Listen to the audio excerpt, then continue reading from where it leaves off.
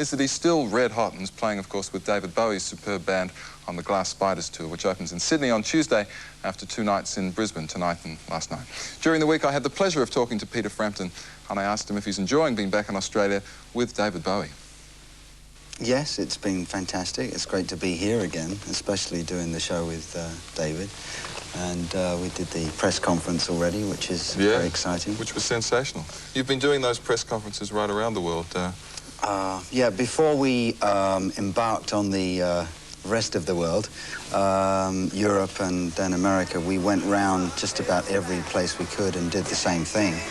And it's a lot of fun. We enjoyed doing it. I mean, usually you're doing shows and going to bed at 4 in the morning. We were doing like shows at 11 in the morning. It was a complete switch around, but you had the whole day off afterwards. Tell us, please, how you got to be working with David. We've known each other for a long time. We went to school together for 1 year when I was about 12, and so that's when we got to know each other.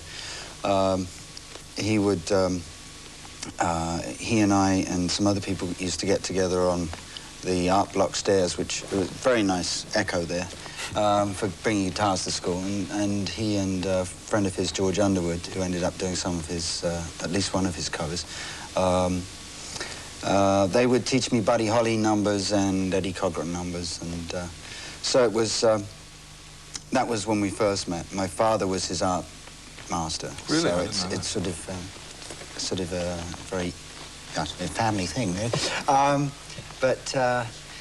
Then after that, I went on to another school, and David and I sort of went our separate ways, bumping into each other over the years. And about when Dave had Space Oddity was #1, he was on the Humble Pie tour of England. So anyway, so to cut a long story short, it's very interesting. Then Dave rang me up last year, and I was on tour in America promoting the last record, which was Premonition. And he asked me, he'd heard it, and said, would I come and do some guitar playing like that on one of his in Europe? So I went over, and we had a great time for 10 days.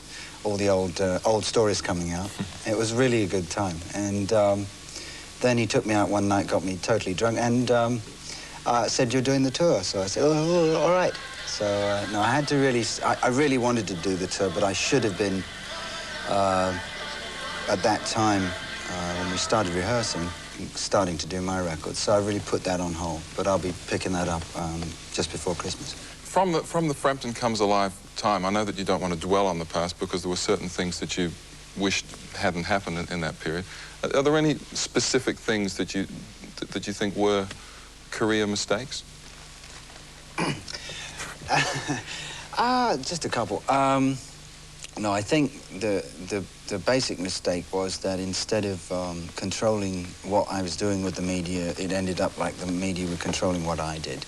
And this was on advice, indirectly or directly, whichever way you want to look at it, by the present management at that time. And I went along with the suggestions that everybody wanted to have a piece of me on this cover, that cover. And there comes a point where, you know, when you first hear a new record, it's a new artist, or it's a new record by an artist that you really love, it gets to the point when that record becomes a big hit that you almost dive to change the station. You hear it, especially in America, you hear it so much.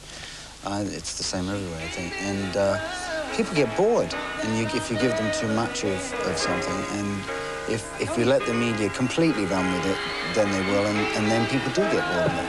You know, it was unfortunate that I didn't realise at the time, and it can happen very quickly. Well, Peter, thank you for answering Mr. Bowie's phone call and coming to Australia with the tour. My pleasure. We'll hope to see you back soon. All right. And we're going to go out with you and David and the rest of the gang, Never Let Me Down from the Glass Spiders tour. Terrific. Here you go.